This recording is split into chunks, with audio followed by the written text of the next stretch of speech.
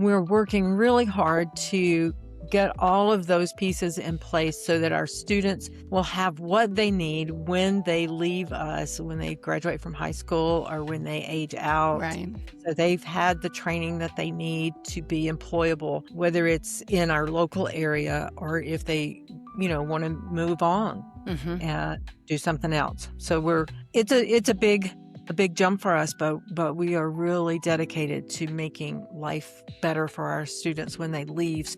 They don't feel like we just kicked them out of the nest. Hello, everyone, and welcome to the Brighter Together podcast. My name is Janet Courtney, and my very special guest today is Ann Hilburn. Ann is the Special Education Director at Alaska Gateway School District in Tok, Alaska. And Ann and I had the great pleasure of having dinner together at CASE, the national CASE, and CASE is the Council of Administration of Special Education, because I don't know it and I had to look it up. I know CASE, but but it's a great organization, and we were both at this conference. So, Ann, I am so happy to have you here with me today. Thank you, Janet. I am excited about being here. This is going to be good. Yeah. So tell everybody a little bit about Ann and a little bit about Alaska Gateway School. Okay. So a little bit about Ann. I am 40 plus years in the field of education, the majority of it in special education. And currently I am the director for special education for the Alaska Gateway School District. I'm married, 43 years. Oh, congratulations. Yeah, her husband was there. He's lovely. He's a pastor, isn't he? Retired, yes. Pastor, yeah. Awesome. Yeah. And 3 children, all grown, successful, 4 grandchildren, almost all grown. Wow. So Good for you. full life. Yes, for sure. For sure. And Alaska Gateway is where's Tok? Where's Tok, Alaska? So Tok, Alaska is in South Central. It's considered part of the interior. And it holds the record for the coldest recorded temperature in the state of Alaska. Oh, that was several years ago. We didn't get there this year. We were close, but not quite. The negative 70s was pretty cold. So what is the recorded coldest temperature? And were you there when that happened? No, I was not there. I was not here when that happened. No, it's negative 80 something, but I don't remember exactly what. My goodness. Oh, I can't. That's freeze your lungs cold, right? I mean, yes, you can't stay out very long in that. You definitely need something covering your mouth and nose to breathe through when you're in that colder weather. And don't be in it long. Yeah. Don't stay out in it long. You can't be, because you just die. You would just freeze to death, right? Wow. Yeah, it's hard to breathe that cold of an air. Wow. Okay. It takes a special kind of person to live there, and I'm not that person. I don't even like 60 degrees. I know. Friends down south are like complaining, oh, it's 40 degrees. It's so cold. And I'm like, yeah, come up here. Yeah, for sure. I'll show you cold. Yeah. I lived in Michigan, so I know some cold, but I don't know that cold. I mean, I know negative 20 is about as cold as we would get, but that was rare. That was rare. Zero, we lived in zero weather and below freezing a lot, but not negative 20, 30, 40. No. That's really cold. That's really cold. It's warmed up here. We're in the negative 20s. Lovely. That feels much better. And it is, for those of you that are listening right now, it's February 12th, 2026. So we're still in the grip of winter for sure. So up there especially. So, okay. So Alaska Gateway, tell me maybe a little bit about the demographics and how many kids, and is it K-12? Do you have pre-K? Tell me about that. So Alaska Gateway School District actually encompasses about 28,000 square miles. It extends from the Alaska Range to the Yukon River and the Canadian border. Our student population is approximately 400, but that is spread out over 6 different communities, as well as our homeschool reach program. So we actually have schools in Dot Lake, Mentasta, Tetlin, Northway, Eagle, Toke, um, and we did have one in Cross, but we had to close that one down. And then we have our homeschool program. Wow. It's a statewide program. Yeah. So it's a big community, So large district. do you go to all of those schools? I do. You do. Do.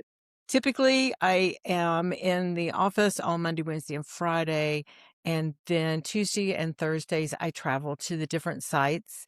The closest one, other than obviously the one in Toke, so the closest one is about 45 miles away, and then the furthest one is 175 miles away. So that one is always an overnighter. Mm. You can drive. We are on the road system, although the roads to some of these communities are not like when you think, "Oh, you just get out on the highway and drive." No, no, you don't. You don't. And Uh-uh. it's not highway roads, but it's Right. still roads that are navigable. Um, the Eagle, school is the one that's about 175 miles away, and it's only accessible by road, for about 5 months out of the year, and the rest of the year, you have to fly in. So you fly. You do fly some? Some. Wow. Yeah.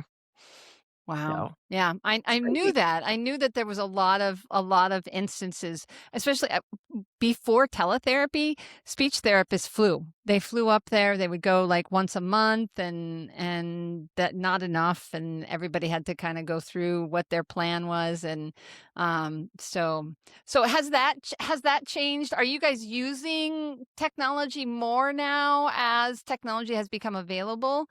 Does that happen?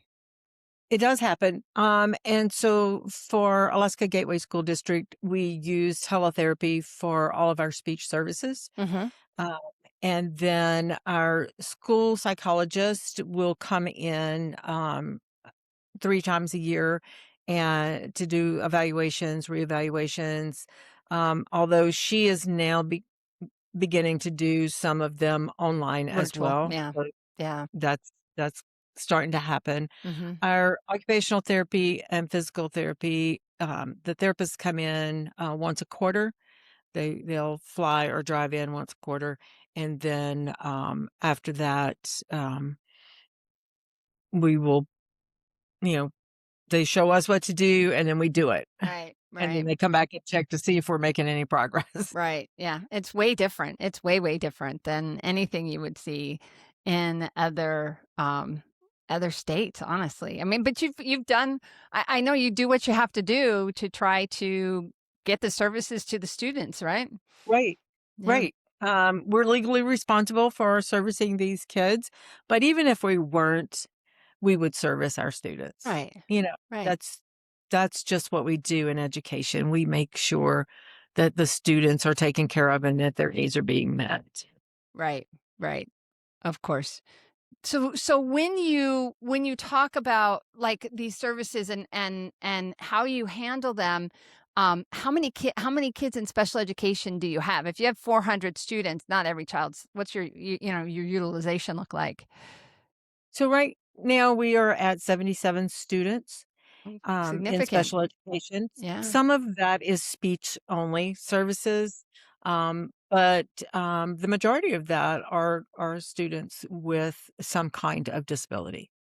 And the other thing that I know you and I talked quite a bit when we were at dinner, but like there's also some cultural things that really need to be considered when you're talking about working, because you're not just, I mean, there's cultural anywhere. I get that. But there's significant cultural differences when you're talking about native people to Alaska versus your, you know, Right, other right. children. And so 3 of our, districts are like 90 to 100% native. And then Toke is kind of a mixture, Mm-hmm.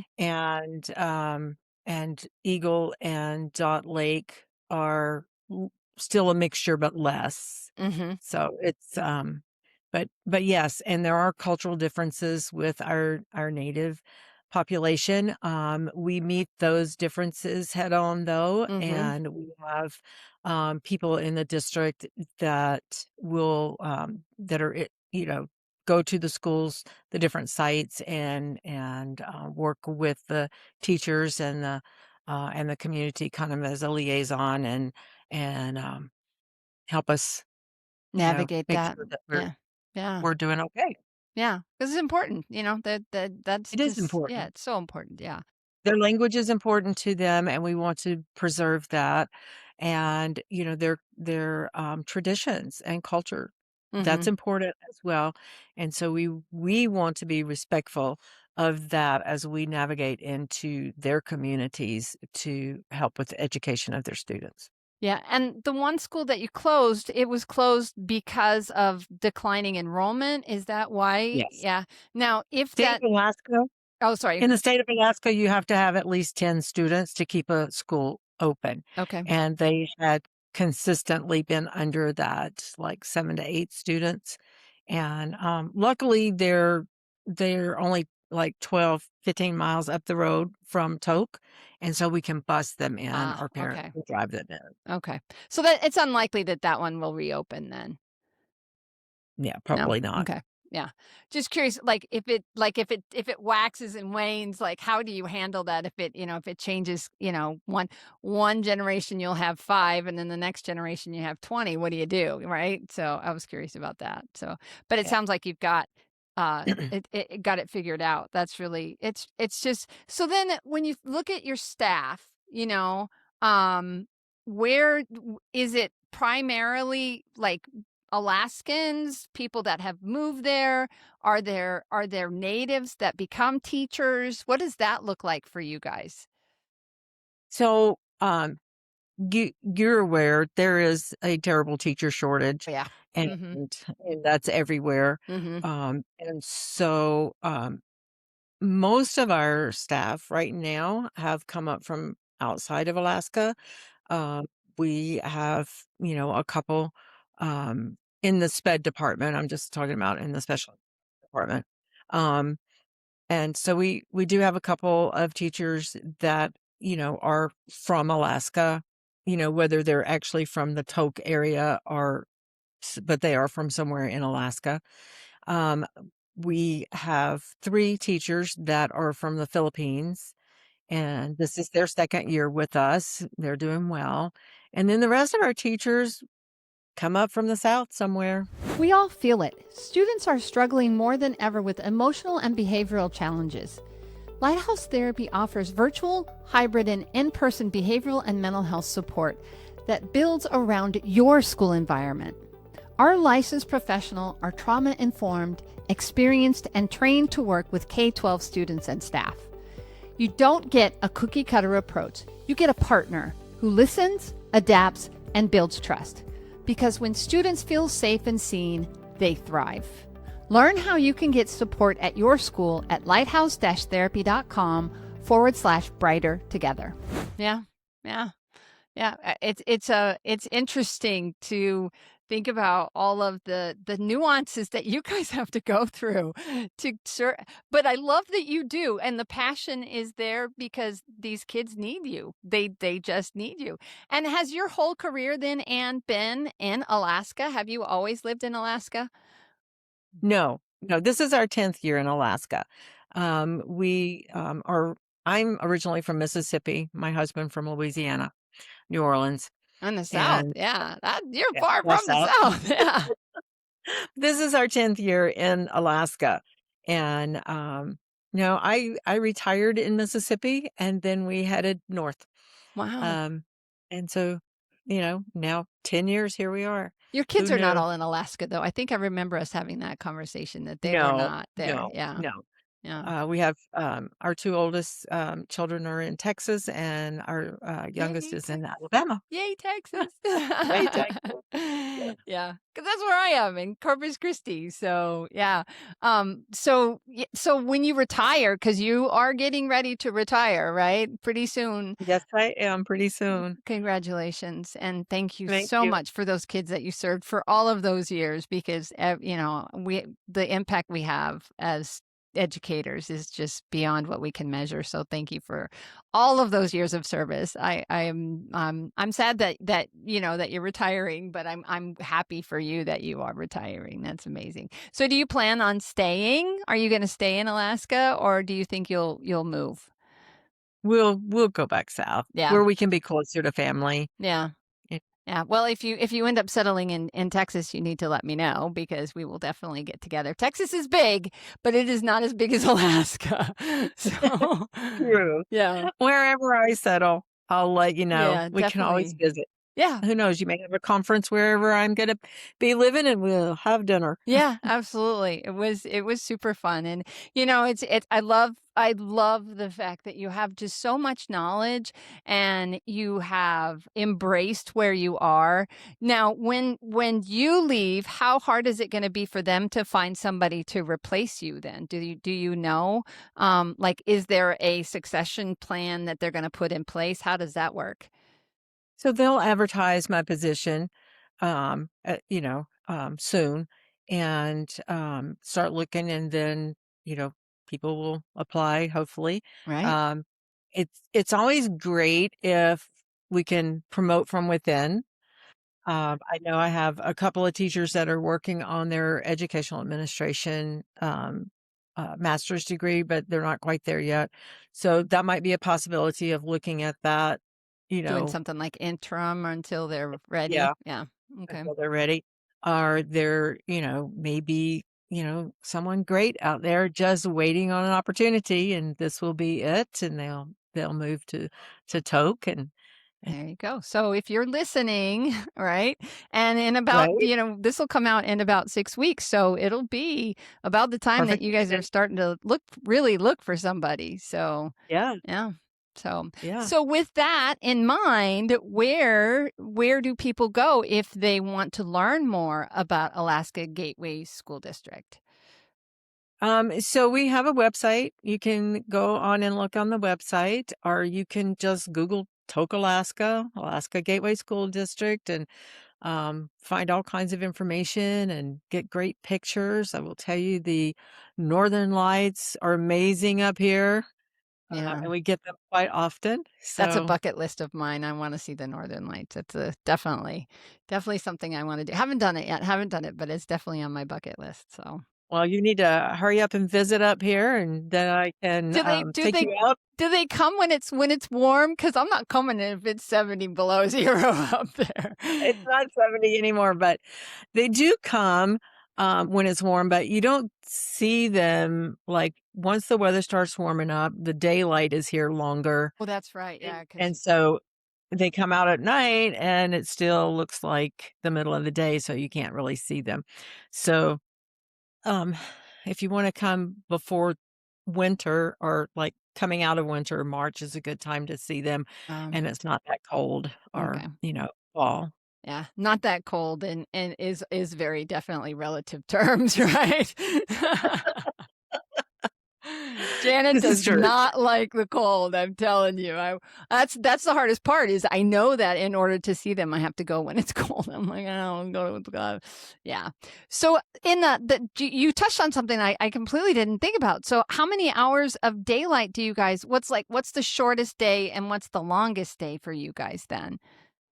So it's the solstice, the winter solstice, that's the How many shortest hours, I day. mean, is what I'm saying. How many Um, hours of daylight and how many hours of dark do you guys end up with? so we end up, with a little over 3 hours of daylight, you know, On the by shortest, middle of, right? Yeah. yeah, and then you start adding, like, a half a minute to a minute a day, every day until it gets, you know, it'll be 3 o'clock in the morning and it's still Still daylight. daylight. Yeah. Yeah. But then as soon as you hit that date in June, right, then Mhm. you start losing that half a minute or minute every day until you're back to Yeah. barely any daylight. Wow. Yeah. So, So you learn to have blackout curtains and really good lighting. yes, exactly. I would say. Exactly. Does it mess with your system, like the rhythm of your life? Do you notice a difference? I don't normally notice much of a difference because, I that's what I tell people. I live inside, I work inside. I'm you know, the biggest difference is on the weekends when I can't get out to go snowshoeing or hiking or something. But then in the summer, man, you can be out all night, Oh, yeah, because you can see, right? You can be out, and we yeah. grow great vegetables. Oh, I bet. Yeah, yeah. It's a short season, but if you can get them to grow, right, and get them, yeah, Yeah, they've got the light. yeah, I we didn't think about that. we plant a Um, lot of things. yeah. Yeah, That's amazing. I'm sorry, I picked your brain, I think, more about Alaska than I did about your school. I didn't mean to do that, that's okay. but it's No, but yeah, I do wanna say sure. about our district, one of the great things that we are moving towards is a, CTE consortium plan. We are collaborating with 2 other districts in our area to, form a career technical educational program where the kids are the students from these outlying villages can come in and spend, 4 to 6 weeks just really focused on whether it's, electrical or plumbing or welding or heavy metal or, those big machines that they Right. drive, that Mhm, kind of thing. mhm. And I was just speaking this morning with, our CTE, director about a program for, our paraeducators so our high schoolers could graduate from high school ready to go into the workforce as a paraeducator. Those are hard in these communities, and so have them trained, once they graduate and they have their certificate and everything, then they're ready. Then we have, people that, are not leaving their area, Right. but they're Homegrown. employable right away. Yeah, yeah. And so, we're super excited about that program and trying to work towards towards that. And then the other thing that I am super excited about as well is, an area and any special ed teacher or director can tell you one of the hardest things is for us to transition our special ed students from high school Yeah, into and everyday yeah, life. mhm, yeah, And so, we are working on a new program for that where, we are planning better and working better and finding those programs that our students need so that we can help them. The Division of Vocational Rehabilitation, in the state of Alaska is great, and they're great to work with, but it's just not enough. mhm, mhm. So we need for those students, especially those um, that are going to graduate with a specific learning disability. They just struggle in a particular area or something, Mhm. and they graduate, but they're not ready to do something else. Right, We're working really hard to get all of those pieces in place so that our students will have what they need when they leave us, when they graduate from high school or when they age out. right. So they've had the training that they need to be employable, whether it's in our local area or if they, want to move on Mhm. and do something else. So it's a big jump for us, but we are really dedicated to making life better for our students when they leave so they don't feel like we just kicked them out of the Right. nest and Yeah, now floundering. what, right? Now what? Or Yeah. parents say, "Now what?" Right? And I it, Yes. it's such a great thing because I've seen so much education seems to really be shifting towards student-centered education. Yes. Career and technical education. The what do we do, transition. Let's get the special needs kids transitioned into something that they want to do, Yes. and that's beautiful because, it's so important, and the fact that education has take in that direction, because it's really, I mean, IEPs, individualized education plan, when you put that across to all students, then you get an education that's tailored to where you want to go as an adult. And I'm really hopeful that eventually colleges will do the same thing. Let's not Yes. spend hundreds of thousands of dollars on stuff that we don't need, and you don't need in order to do this Right. job. Why do I have to take all of these general electives? Give me the tools that I need to be able to do the job that I want to do, but let's do it in 2 years instead of 4 or 5 years.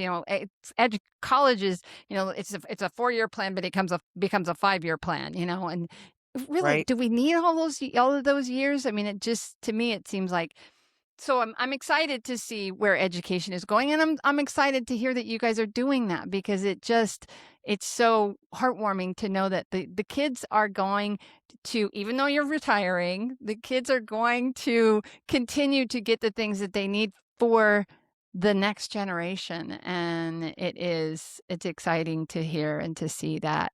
And I know your passion, Anne. I know that you love the kids and that you want what's best for I them. do. Even Yes. even with retirement on the horizon, I know that you will put a plan in place for what's next or who's next. So thank you for all that you do, and thank you for being on Brighter Together. It was so great to see you and to It was connect up fun. with you. Yeah, it's so fun, so I fun. appreciate the invitation. Absolutely, absolutely. And it's we're just brighter together. So keep up the good Yeah. work.